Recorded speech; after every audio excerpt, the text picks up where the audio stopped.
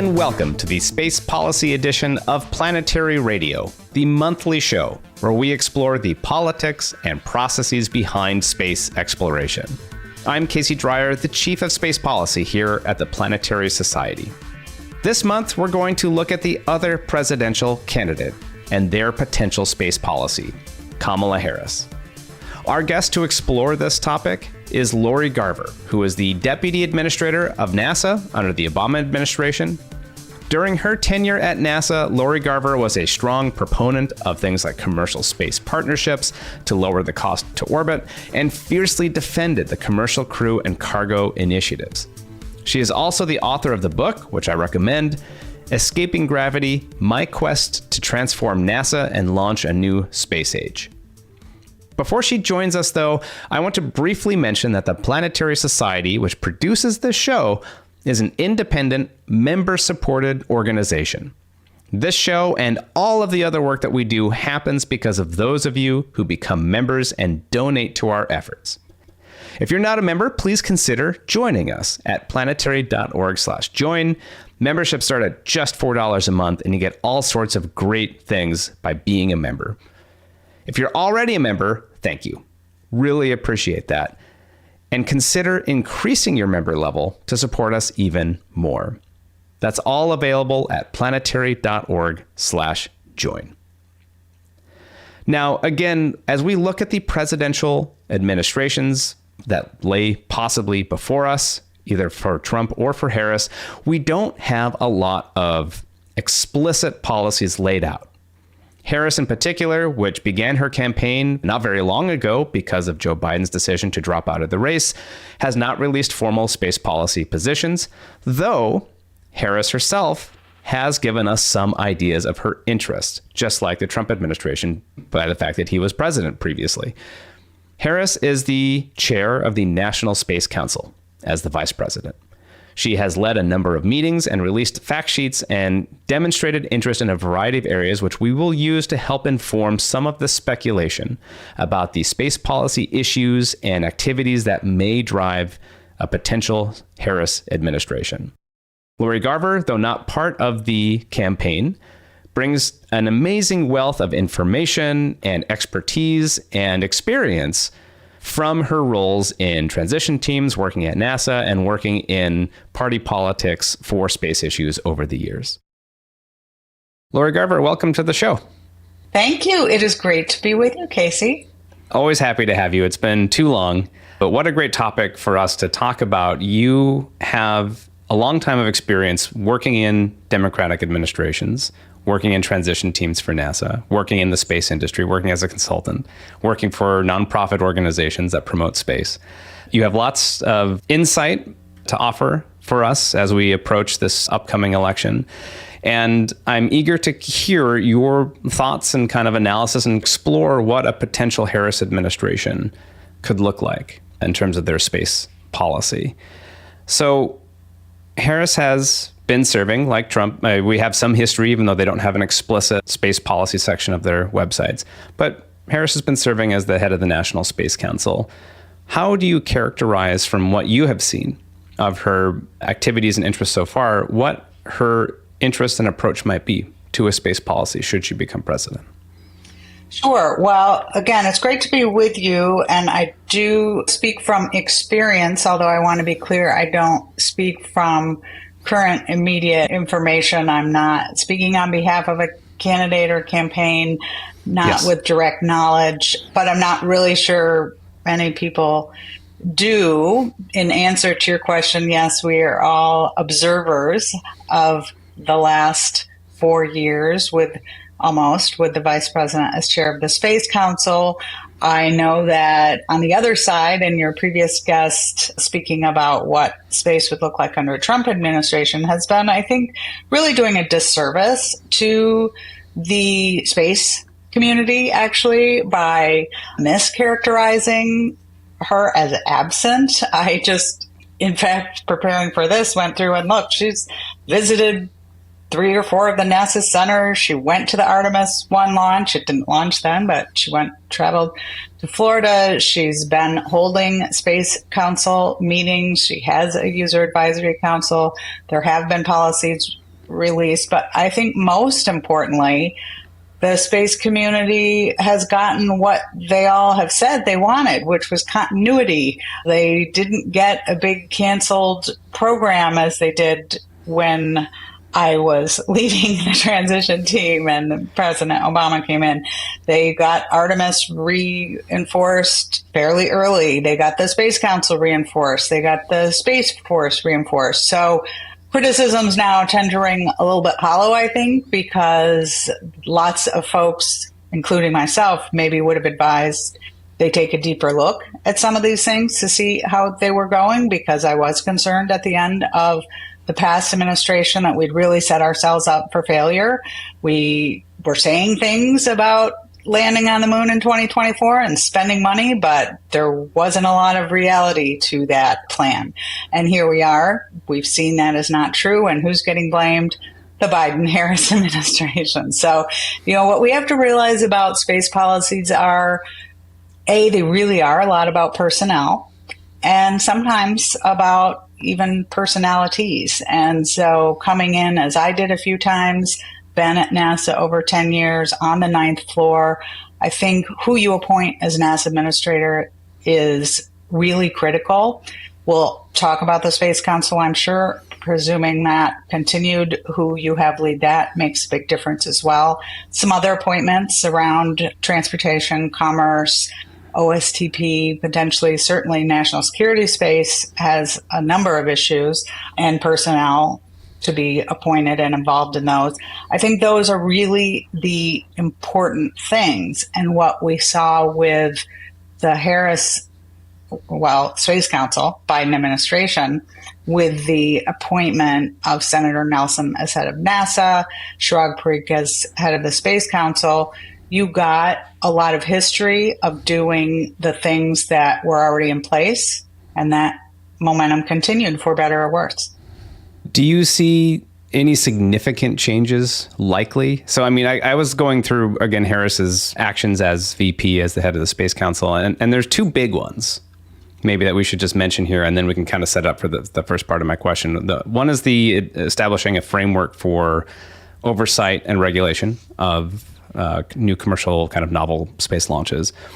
And the other one I thought was really interesting, and kind of interesting test of theory of a U.S. moratorium on destructive anti-satellite tests, which actually led to a number of other nations declaring that they would stop that too. And both of those were very, in a sense, practical. Not that they're unimportant. Practical stuff is actually probably the most important stuff in some of these space aspects. Right, I agree. And maybe that's where some of this public critique is coming from, because Mike Pence, when he was head of the National Space Council, was very focused on the kind of soaring up, human spaceflight part of NASA. And even though they did lots of practical space policy directives, the focus maybe was just kind of more symbolic. Do you see that as maybe a defining aspect of a potential Harris approach, of this kind of practical, sustainable, and kind of establishing, in a sense, norms of types of behavior for space rather than expanding human presence across the solar system type of rhetoric? Do you see that as a defining aspect here? I think that is only significant in that it's related to who she picked and if she would pick similar, if not the same people. I've met a lot of presidents from both parties, and presidents all love the space program. Certainly the NASA part, where I've had my professional focus. And you've had the vice president calling the space station on a number of occasions, talking with Victor Glover, talking with astronauts. I, because of the Brooke Owens and Patty Gray Smith fellowships, have had a number of occasions to go to the White House. She's giving medals to Bob and Doug from the first commercial crew launch. Like, these same things happened with Pence. I think she hasn't had a group of, frankly, sycophants out there running around screaming, we've done all these things. My goodness, isn't she pro-space? She's pro-space. She is a bit of a space nerd. You have seen it in a number of occasions, but do we put that much meaning into it? Not really, because ultimately presidents love the space program and NASA, and they are going to, I think, as we look at whether this is human spaceflight versus robotic, within robotic, Earth versus other planets. Those aren't things the president's going to get all that super involved in. We had a unique situation with President Trump with Artemis. We should probably talk about how positive that was. We shall see. Setting up rhetorically, we're in a race to the moon with China. And literally, I think Greg Autry said on your program, if we have to settle for the silver medal, we are 6-time gold medal winners. This is a race for the 13th person. Probably shouldn't be characterized as a race. I haven't seen Vice President Harris doing that as much as leadership. And yes, she characterized it as leadership, I think, at the convention and in the platform. But these global technological economic advancements kind of issues, her specific focus on climate change and how we can utilize it toward equity is, I think, what stands out of her policies. And that's very clearly what she personally cares about. And I would expect to see more of that. A number of threads I want to follow here, but one in particular, which is how presidents engage with NASA. And we're going to, just to be clear, focus on the civil space side of things, really, because neither of us are national security experts. You pointed out, I think, an important aspect, which is, I think presidents like NASA generally, right? It's how do you dislike it? It's hard to dislike it. But unless something really goes wrong, it's never going to really occupy a ton of their time, given the range of things presidents have to think about. How does NASA then fit into their pre-existing worldview and issue space more than the other way around about what policies they'll bring to NASA? Is that a reasonable way to kind of think about how presidents view the space program? Sure. And in fact, sort of how all of us do or should, in the sense that it's not a thing. I've heard you talk about this, and it's in my book. I see space as a domain. It's it's just another place where we now have the ability to transport people and things into it and use that vantage to study things, et cetera. So I don't think it requires a lot of thought, like we don't have, how are we going to use the seas in my administration? So the question is, what do you want to do with your presidency? You want to have the United States lead the world economically. This is how, when I came in on transition team, I saw the entrance of NASA.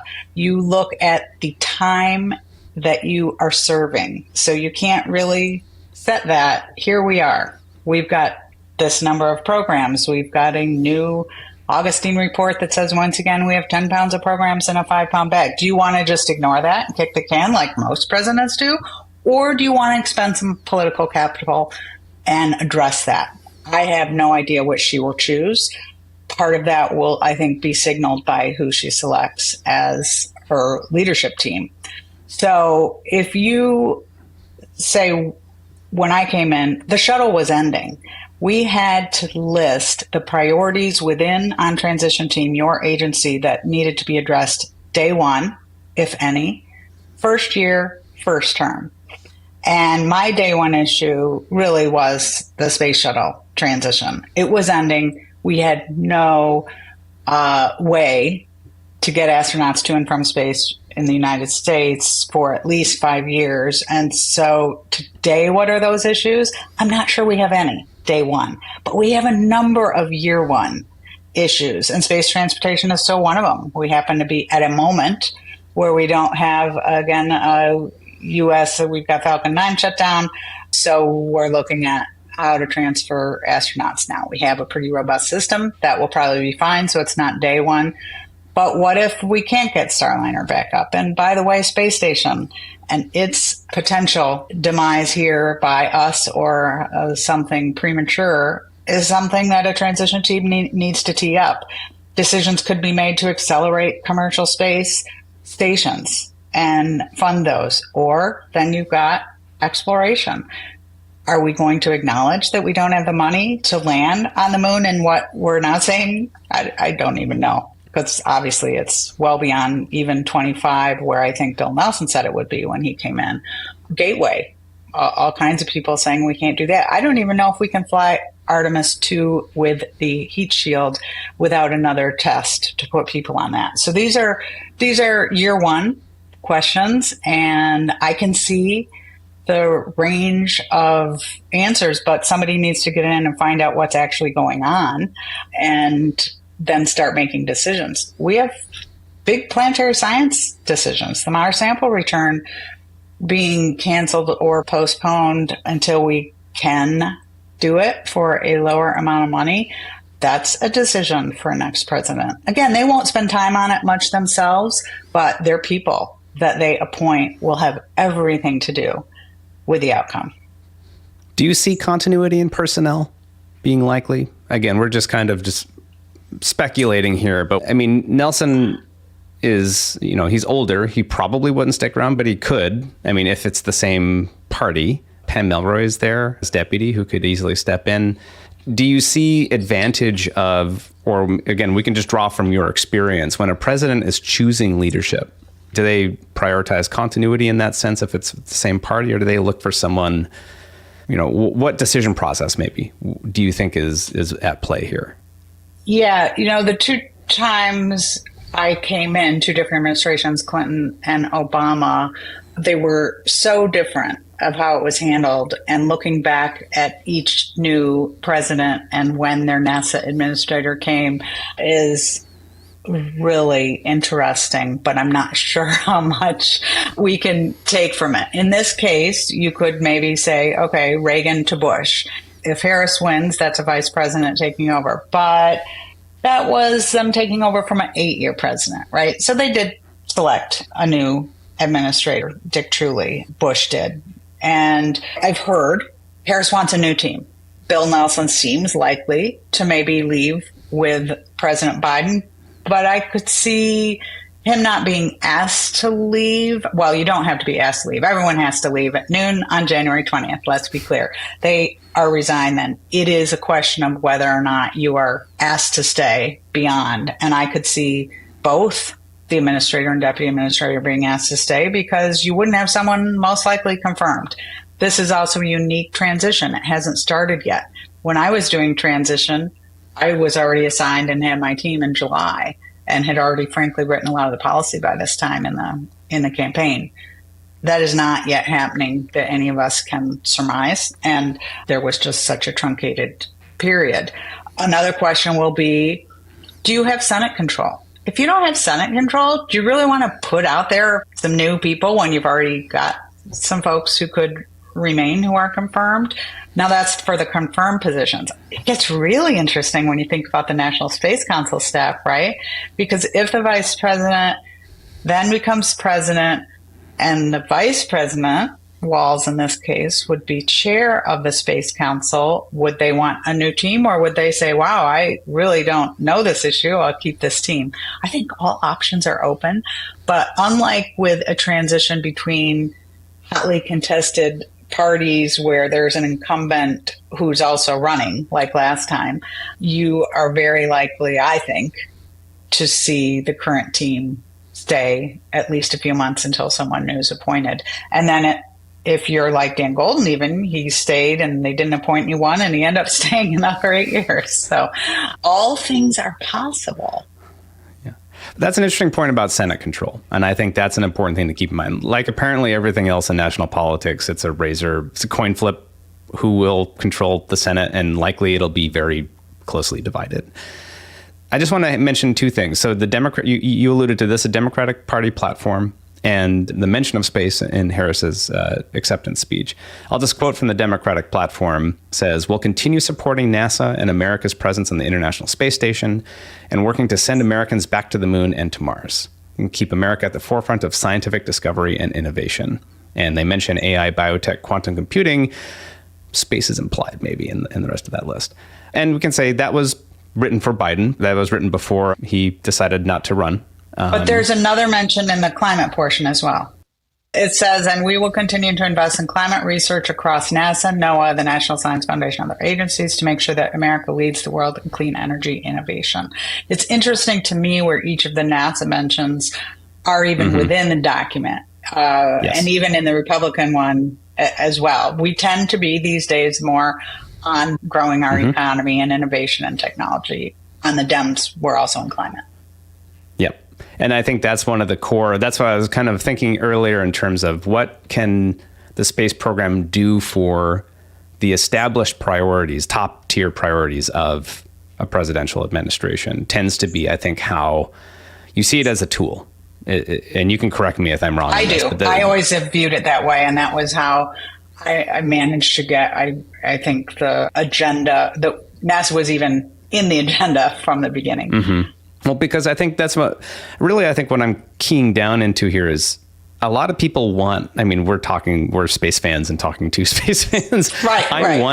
I want the president to love space and to be as into it as I am.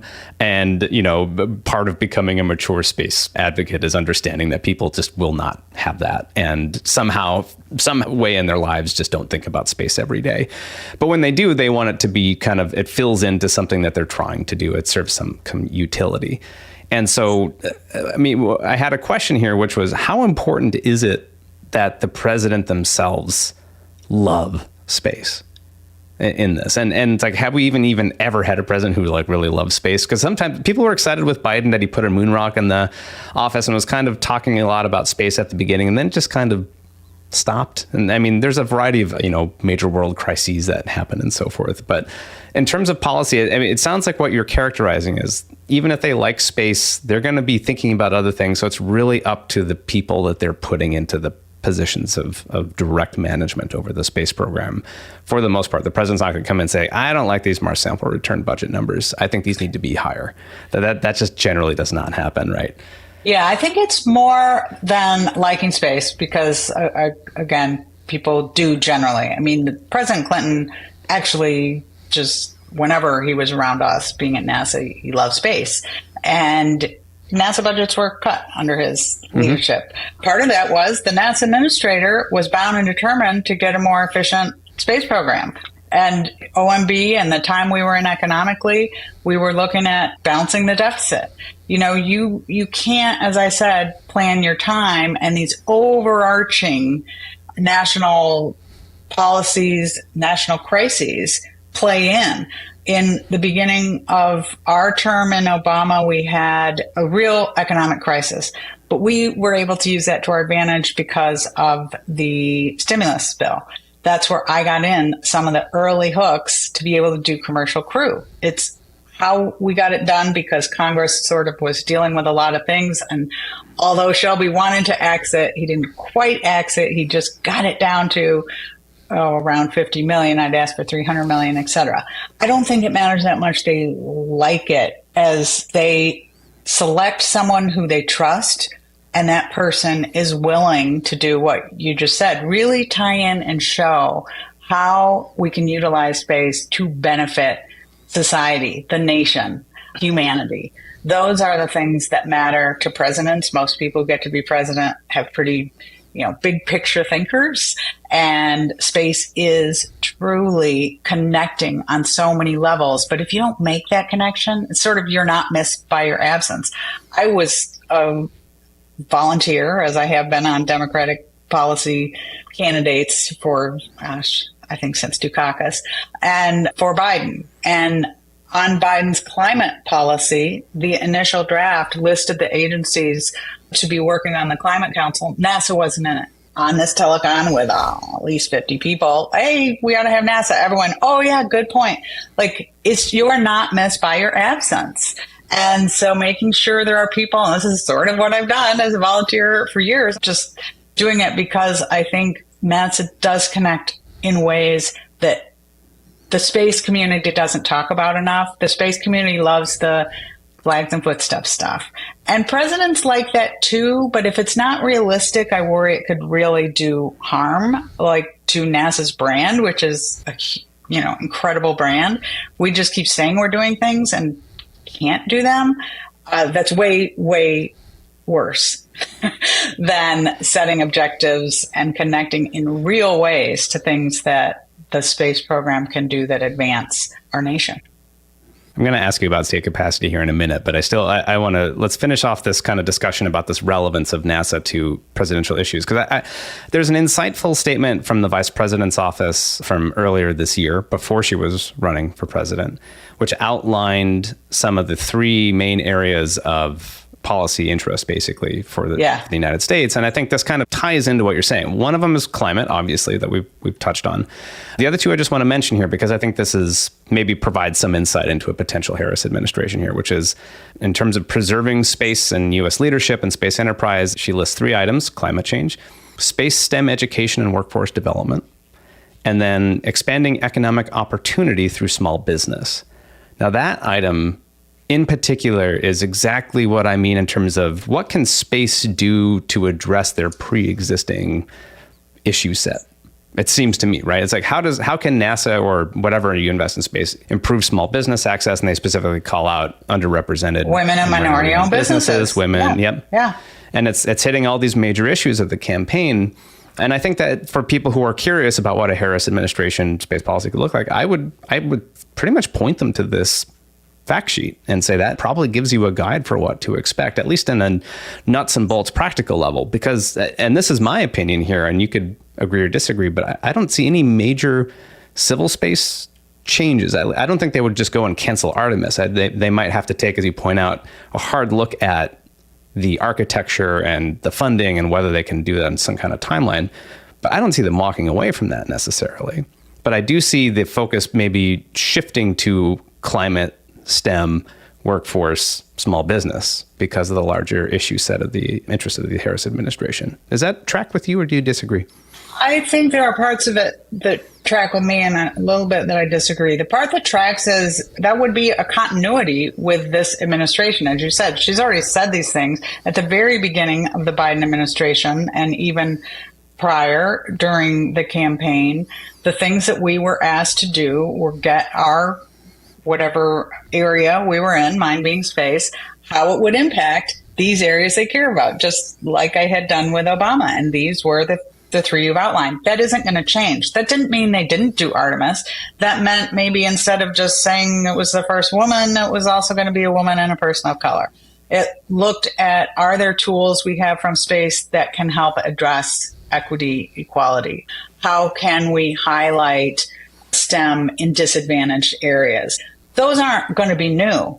The administration over the last 4 years nearly has been more focused on that than you would see in a Trump administration. But overall, NASA has Bill Nelson running it, and the policies and programs are nearly identical to those that were before. And most of those were very, very similar to the Obama administrations. And in fact, I would argue most of Obama's ultimately were very, very similar to the Bush prior. So we spend a lot of time worrying about these transition teams and presidential transitions. And I'm going to say 90% of the programs have continuity, very small adjustments. The big adjustments you see at NASA are geopolitical things, like obviously Apollo being the biggest one if we look at your charts. But a shuttle being replaced, that was that other peak. These programs are quite stable, and that can be seen as positive because, yes, some of it is just the jobs in certain districts and those people continue those programs. But I think there's also a fundamental balance we have achieved where the public feels NASA is doing worthwhile things. Now, I will point to the especially active Pew public priorities for NASA studies that are done, and those public surveys continue to have the priorities almost precisely flipped from the NASA budget. And no one in the space community really likes to talk about, because how much money we're spending to put people on the moon and Mars is the very lowest priority for the public and the very highest in what we are spending. Those things to redirect asteroids or climate or address climate issues that are public priorities, we spend significantly less money on. If you're going to get a president who's going to try and marry those, you're going to see some change. Do I get a sense that a Harris Wallace ticket is trying to do that? I do not. Most presidents haven't in the future. I am probably the individual who came in most open to change because I happened to inherit the program at a time we were heading off a cliff. Are we headed off a cliff? You know, a lot of people within the community say we are. I don't think publicly that is the sense of things. We might see it as a crisis that space station will retire or have a problem. We might see it as a crisis that we keep spending, I don't know, $8-9 billion to get somebody back to the moon and aren't really any closer than when we announced the program. But I don't think the public has that perception. And I don't think that, I think actually in many ways, Trump is much more likely to call out NASA on that than Harris. I always thought it was interesting when Trump spoke extemporaneously about NASA. He would always talk about humans to Mars during his He clearly tenure. did not care about the moon, and there's just so much rich data there. But I hate to do what, again, I find just a negative thing. He didn't do it so much on your program, but in his writings, talking about just how scary it would be to have a Harris-Walz administration as head of the Space Council. Nothing scary about it. These are smart people who care about the country. And we would get President Trump live in the Oval talking about, shouldn't we just go to Mars and not the moon? And luckily we had Jim Bridenstine, who was level-headed, and Mike Pence, who could stand there and say, well, we've got this. We think we got a plan we can produce. But there's no way you wouldn't expect Trump to come in and say, why are we doing this? He and Elon have a Mars focus. Is Elon going to say, no, let's go to the moon first? I doubt it. We've got a lot more questions on that side, if you ask me, but I am not here to say there's going to be huge swings either way. That is not typical and probably not that likely this time. I mean, any administration changes have to be ultimately approved by Congress, and that's always been the sticking point for change, as you know better probably than most in that situation. How do you see space playing into the concept of global competition in China? Obviously, on the Trump side or the Greg Autry side, people talk about this. It's framed almost exclusively as that, but Harris herself and Bill Nelson talk about this frequently as well. In her acceptance speech, her mention of space was that I'll make sure that we lead the world into the future in space and AI, that America, not China, wins the competition for the 21st century. So I see that playing into that. So how is this feeding into it? And where do you see this as in terms of a policy priority potentially to leverage that? And one more thing. I feel like it's also exclusively talking about Artemis when they pitch it as Chinese competition, as we've already been seeing. But she didn't. She didn't. No, you're right. That wasn't explicit. And I don't know how much to read into that either, other than as someone who has written words like that, listen carefully, words matter. You didn't see Constellation in any Obama speeches once I was his advisor. It just did not occur. Not an accident. He had talked about it before then. She has talked about Artemis. I think she is probably very much committed to Artemis, to landing the first woman and person of color on the moon. I think that is important to her. But she was given it as a fait accompli. We're doing this. What, you're going to rip the rug out from under those people? Never.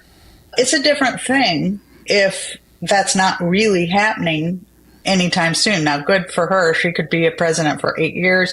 We could undoubtedly do it by then. I would see her continuing to want to do that. As for the juxtaposition against China, as I said, I shudder when I hear us talk about being second to the moon from China. We have won. Everyone needs to stop with that, okay? They have lost. I've said that in Beijing before. How do you win? How do you win the 21st century in space? You go in ways that are sustainable. You go in ways that are different than 50 years ago. You go in ways that enhance society and our global position. You don't do it in a race with China, and I differ with Bill Nelson on this. That has been his go-to now on Artemis, I think even more so than it was Trump's. It is Greg Autry's as well. That is a false goal, I think. And you had Ryan Faith on, and he talked about this as not going far enough upstream in the reasoning process with our goals. I just loved his phraseology on that. And I think sort of landing on the moon next is one of those things that we haven't gone far enough. Where we really want to be are leaders in space and exploration.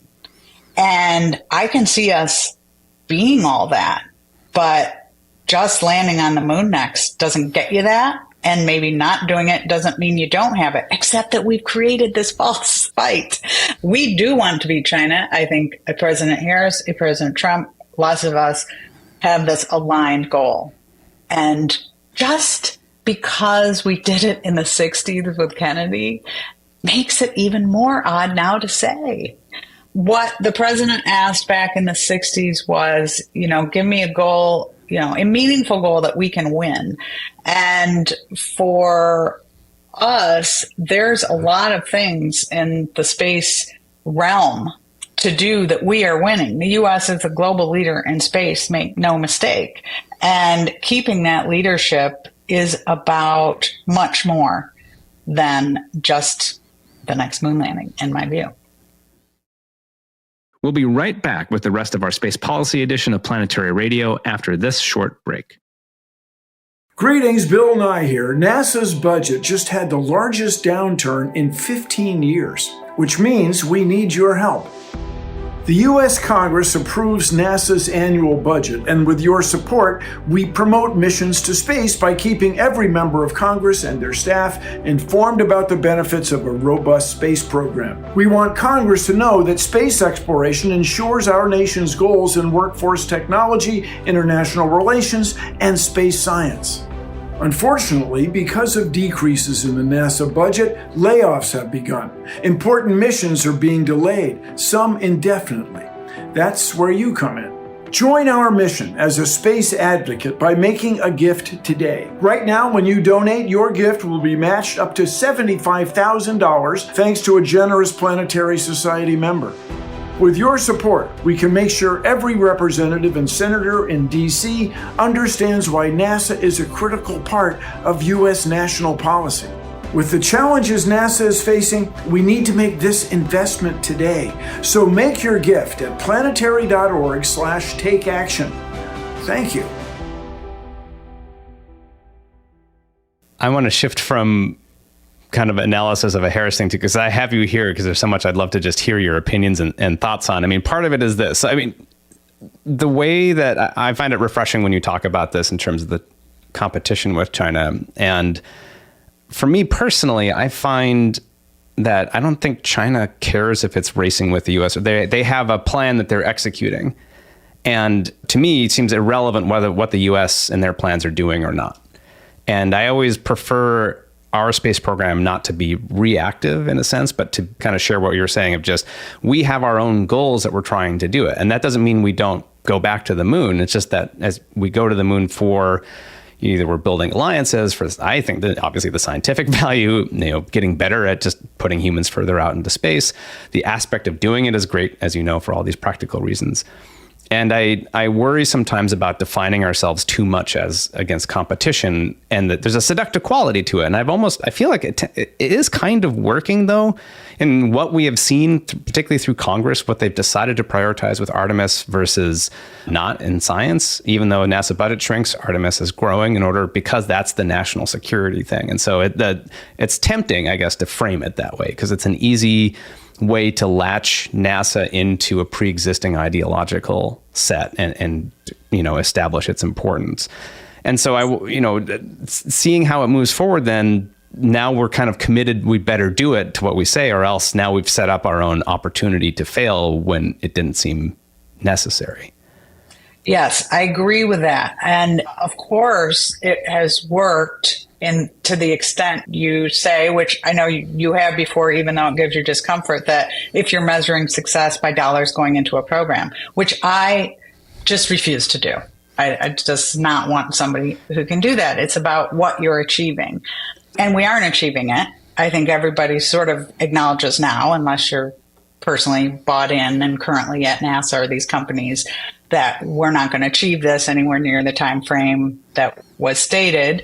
We actually did achieve it in the 60s, so this could look like failing. But since we've achieved it more than the last couple of presidents who've set a destination and deadline, meaning the money flowed for longer, we're getting there. So no, it gives me great discomfort to feel that Congress only is giving NASA these larger and larger budgets because they think we're going to beat China with it. We should be competing on more than just one thing like that. For one, we already have the experience of Apollo, and we know that when that's your reason, it's very hollow at the end. And budgets started coming down for NASA a couple years before the first moon landing, once it was clear we were going to achieve that. And as you said, I mean, China's on their own path. We should be on our own path. The goals, I think, of incoming teams need to be to see, and I really don't know, so I can't do it for today, but when on transition in 08 and 09 timeframe, space transportation, lowering the cost of getting to and from orbit, and winning back some of that economic benefit that the French, Chinese, and Russia were all getting from launch was our core. I would love to see the next transition team have a core of what it is that we can achieve that will, and that was a bend your pick kind of thing, very leveraged. If you look at the launch rate today, I just take a lot of pride in what we did, and not just human spaceflight. COTS was before Obama. We were really just enforcing COTS D. I would argue alt access predated COTS, and that was the administration before. Again, very consistent, not partisan, but we do, I think, now have a little bit of a hollowness about our program. We've got Artemis, where no one who is really educated about it and better educated than I am seems to think we have the money for Gateway as well as landing. Again, we've got some technical issues with Orion. We care a lot about the pomp and circumstance. We're announcing astronaut crews years before they fly. They're doing national, international tours instead of the work of the program. It wasn't easy, fun. I'm sure it didn't look that fun when I did it, to be really digging into core issues, but look at the results. There are probably some key issues to dig into now where the results will come. And those results will come only if you are looking at a goal that is meaningful. Lowering the cost of space transportation was our meaningful goal since the moon landing. Nixon said it. The shuttle was supposed to do it and failed. But now that we've done it, look at all, not just commerce, but the science missions that can go. I argued to have Europa not be tied to an SLS when I was there, and ultimately Falcon Heavy allowed that to happen, and that's why it's going to even be able to launch. So it's not the fun stuff, it's not the speech-making stuff. I say in my book that we wanted to make, and I was thrilled to work for a president who wanted to make progress instead of proclamations. That's where the personnel matters. I think Bill Nelson has liked his proclamations. He's stuck with them. He's gotten high marks. Bridenstine did the same. But whoever's in there next time is going to have to really see where the rubber meets the road, and are we going to live up to those many, many proclamations? Do you think there's a crisis in state capacity at NASA right now, considering the Augustine report that just came out? We see this kind of a slow motion crisis developing with all the Artemis elements, but also things like MSR, saw it with Psyche, other missions, kind of throughout NASA. I think we could be in a crisis in 5 years, but we also just might be at a fabulous spot. And it's really an odd place to be because the difference is probably SpaceX. If Starship is operational in 5 years to the extent that it is planned, got no problems. Politically speaking, though, has that been an interesting story for you to watch in the last few years? You look at Elon Musk and ever wonder, what have I created a monster? What have I done in terms of your political viewpoints and how they've differed over the last few years? Because that seems to be NASA's policy was to create basically its own competition. And now, and I wonder if and this is alluded to in the Augustine crisis, that NASA is losing or maybe having a workforce crisis because people are leaving to work for the industry policy helped create, but also creating incredibly powerful individuals who are wielding power that used to be the sole domain of a state. And so I mean that tongue in cheek, but also kind of like there's these interesting consequences that we're seeing now. And Elon Musk, who owes his entire existence of SpaceX, arguably, to the Democratic Party, functionally declaring them as his political enemy and working to undermine their power in politics. Yeah, there's so much in that discussion. I could spend another hour, and I just got interviewed for 3.5 hours by HBO, who's doing a documentary on Elon about this precise topic. And they even got me to cry, which you will not get me to cry because I'm not feeling that sad about it today. But yes, sometimes I do feel, okay, roll the tapes. We were not trying to just help one company. We were not specifically trying to help Elon. All those caveats that you know, driving down the cost of space transportation, getting us to not have to rely on the Russians. I mean, there's just so many ironies. And in doing so, I know, because I'm the one who threw out of this train and have the scars to prove it, the people didn't get on board right away. We wouldn't have had the program. And that program did help SpaceX and Elon in many ways. We had a symbiotic relationship. I think, I don't know, it was Rolling Stone or somebody had an article like that saying Elon and I did. We each needed each other to succeed. And ultimately, I needed him more than I thought. I presume there'd be more than one. But now here we are so far, just the one. And to have watched over the last 2 years, maybe, his turn. Obviously, Elon's more of a libertarian. I never really saw him being a card-carrying Democrat. I think I'm the person who structured, they visit the SpaceX facility April 15th, 2010. Everyone else wanted them to see the shuttle facility, Charlie. But I pushed for, no, this is about the future. So he met Elon there. They had positive relationship. I think early on in the Trump administration, Elon broke with Trump a little bit, and now he's back with a vengeance. I do get concerned that there could be a backlash or maybe at least a disconnect between a Harris-Walz administration and SpaceX because their leader has been so vocal and just saying horrible things about them and what will happen to the nation and the world if they're elected. I mean, that's hard to ignore. I'm the person who has said, boy, in my times at NASA, over 10 years, on the 9th floor, never did I see a president come in and say, you're not doing this with this person or company because of their politics. Never. Did not enter it. I know a lot of people think the FAA is playing that. I don't. I think there are more just bureaucratic hurdles and so forth. I don't believe anyone's played politics in that sense, but this is really ramping it up. But the other piece that you mentioned that is in some ways more important is, have we commercialized too much? And I think the Augustine report references were of interest to me as well. Coming in as we did and seeing the market for space transportation is very different than what has happened since with commercial lunar landers. And I said, again in my book, the lunar landers would never have been a fixed cost type of contract if you didn't have Musk and Bezos putting in their own money. Companies, those aren't natural for either proven technologies or a market beyond NASA.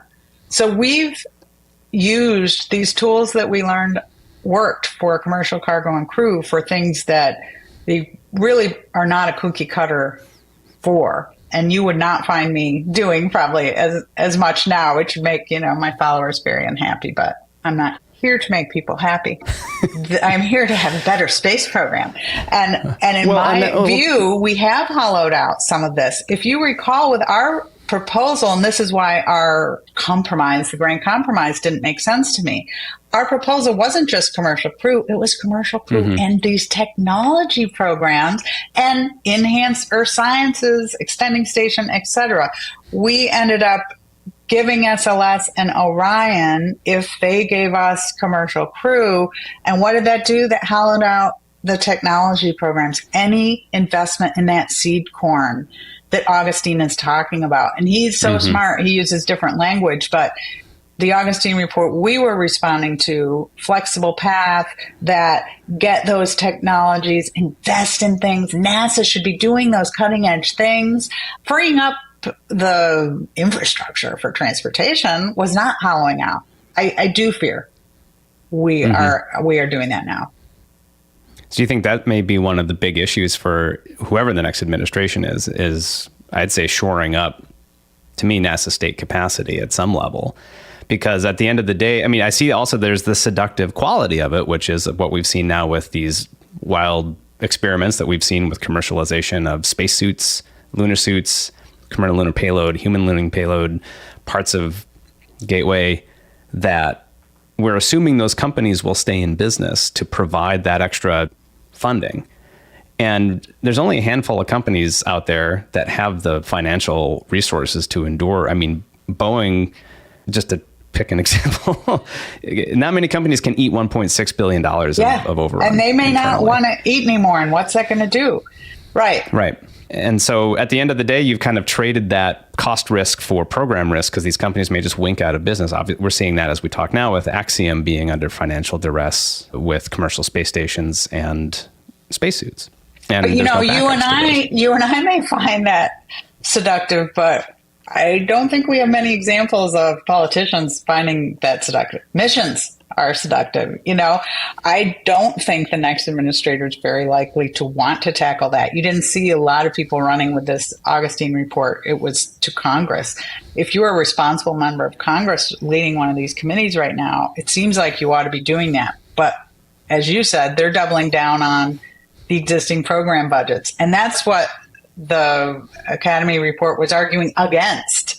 So I think presidents and Congresses are more likely to keep the status quo and keep trying to fit more things in the bag because it's really politically difficult to fix that. Well, and the alternative of the cost plus models aren't exactly inspiring right now either, right? You look at the cost of Mobile Launcher 2, that's building a tower will take longer than the entire Apollo program and cost the equivalent of a mission to Jupiter.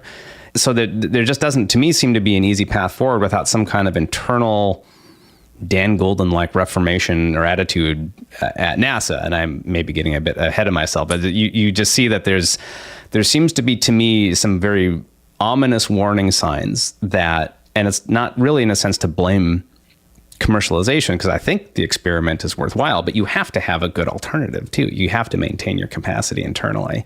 And that's what I worry about in the long run. So I'll put that pitch out for whoever the next administration is. Yeah. And there's probably a reason we haven't had another Dan Goldman in the last 25 years. He did it. And I think he's getting some credit now for things. And I give him a lot of credit in my book, but very unpopular. You didn't see him joining boards of big aerospace companies after, just like me. People didn't like it. Okay, got it. But you know what?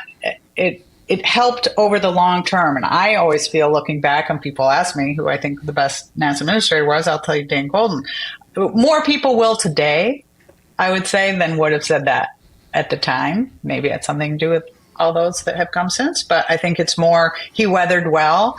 And most of us who set policies at something like the space program have to recognize the real payoff may be will certainly be long after you're gone. So that's the qualities you might look for in an administrator.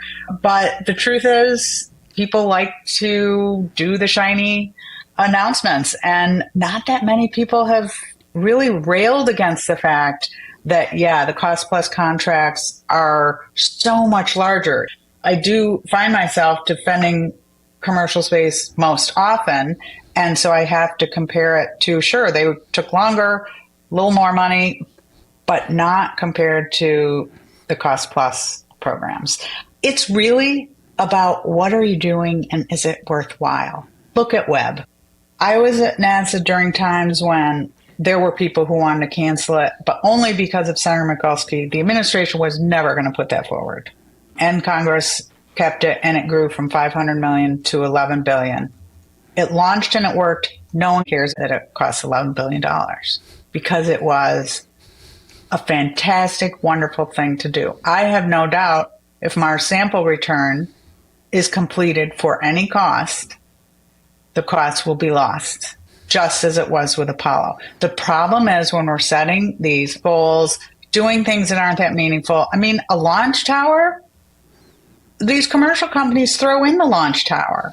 The spacesuits, they're throwing in the spacesuits. But we are in this tense time where things aren't equal for how we procure our space programs. And none of them are working great.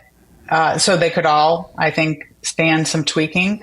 But what is really important, in my view, is that we set goals and do things to achieve, as we were saying in the very beginning of the show, big, important national goals, and then doing it in a way that does inspire people, that does get something done, that returns real science, that delivers on those goals. And I see that as the biggest mismatch. And I think the dollars follow when you're doing things well and right. And so my concern about the next 5 years, and if we don't get saved by Starship, I think we really will be in a crisis where we have promised a lot of things we won't be able to deliver. That's a great point to end on. Just if I could summarize, you say there's no day one crises, but there are year one issues for the next president to solve. Lori Garver, thank you so much for being with us today. Always a delight to talk with you. Former Deputy NASA Administrator and author of Escaping Gravity, My Quest to Transform NASA and Launch a New Space Age. We will have you on again at some point in the future to discuss how these next 5 years are going. Oh, it's just so great to be on the show.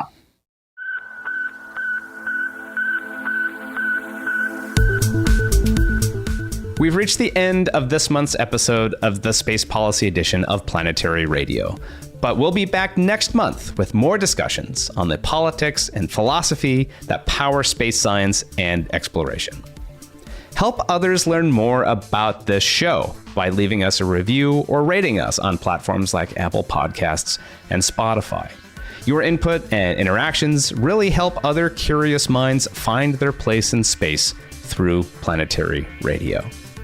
You can also send us your thoughts or questions or whatever at our email, planetaryradio@planetary.org. Or if you're a Planetary Society member, leave a comment on the Planetary Radio space in our member community app. I'm there all the time and I love hearing from you. Mark Hilverda and Ray Paoletta are our associate producers. Andrew Lucas is our audio editor. Me, Casey Dreyer, and Murk Boyan composed and performed our Space Policy Edition theme. The Space Policy Edition is a production of the Planetary Society, an independent, nonprofit organization based in Pasadena, California. We are membership-based, and anyone, even you, can become a member. Memberships start at just $4 a month at planetary.org/join. Until next month, Ad Astra.